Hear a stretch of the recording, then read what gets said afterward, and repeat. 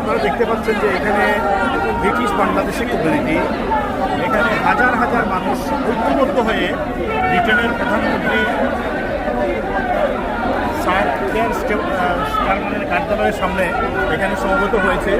বর্তমান বাংলাদেশের যে চলমান আন্দোলন, সেই আন্দোলনকে সমর্থন এবং সহযোগিতা প্রদানের জন্য এটার উদ্দেশ্য একটাই যে অবৈধ শেখ হাসিনা বাংলাদেশে যে নিরীহ নিষ্পাপ ছাত্রছাত্রীদের ন্যায্য দাবি প্রতি শ্রদ্ধা না রেখে তাদেরকে পুলিশ দিয়ে, আর্মি দিয়ে, বিডিআর দিয়ে, রেপ দিয়ে এবং ছাত্রলীগ নামক গুন্ডা বাহিনী বেরিয়ে দিয়ে এই সমস্ত নিরীহ ছাত্রছাত্রী যারা আছে তাদের মান, সম্মান, ইজ্জত এবং জীবনকে ছিনিয়ে নিয়েছে।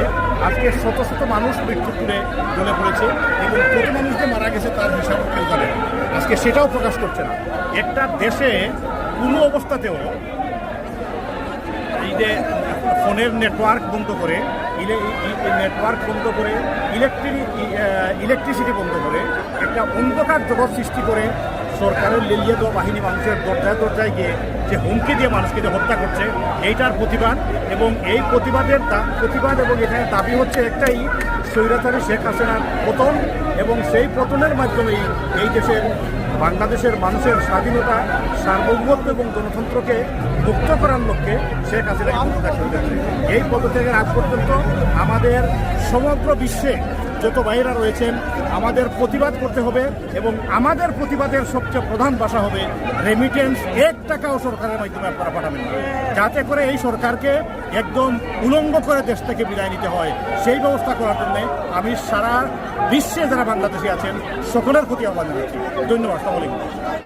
আজকে আপনারা যারা দেখতেছেন বহির্বিশ্ব থেকে, আমরা কি কারণে এখানে 10 ডাউনিং স্ট্রিটে এসেছি?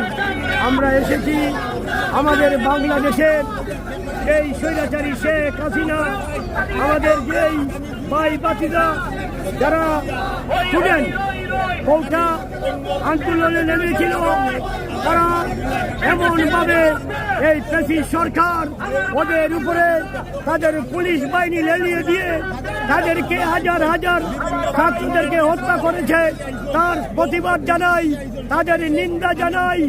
আমরা যুক্তরাজ্য থেকে বহির্বিশ্বে যত বাঙালি আছেন আমরা তাদেরকে জানতে চাই, তাদেরকে বলতে চাই, আপনারা যে সাহসিকতা দেখাচ্ছেন, বাংলাদেশের রেজিস্ট্রেশন বন্ধ করেছেন, আমরা ইউকে থেকে ধন্যবাদ জানাই।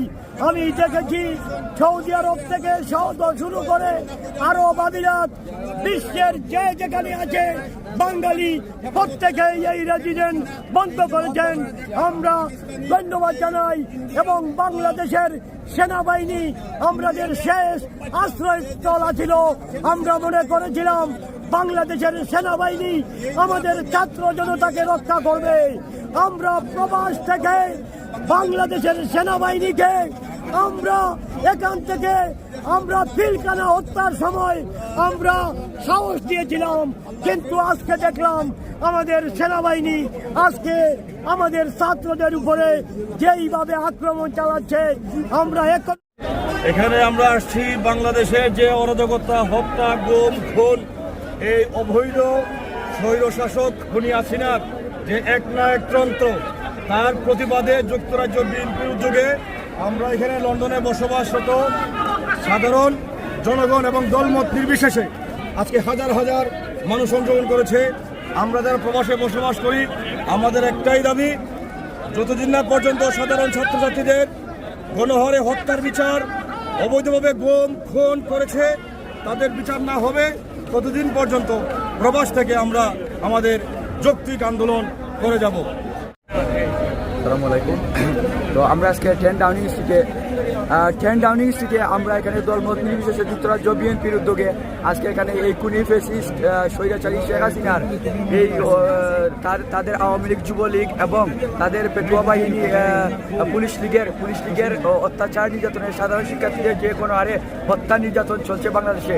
এর প্রতিবাদে আমরা এখানে জড়ো হয়েছি। আমরা এর সুষ্ঠু বিচার চাই এবং খুনি হাসিনার পদত্যাগ চাই এবং যতদিন পর্যন্ত এই খুনি হাসিনার পতন না হবে এবং এই আমাদের সাধারণ শিক্ষার্থী ভাইদের হত্যার বিচার না হবে ততদিন পর্যন্ত আমরা প্রবাসীরা যারা আছি ইউরোপ আমেরিকা সহ মধ্যপ্রাচ্যের যত প্রবাসী ভাইয়েরা আছে সবাই রেমিটেন্স বয়কটের ডাক দিয়েছে এবং আমরা সেই রেমিটেন্স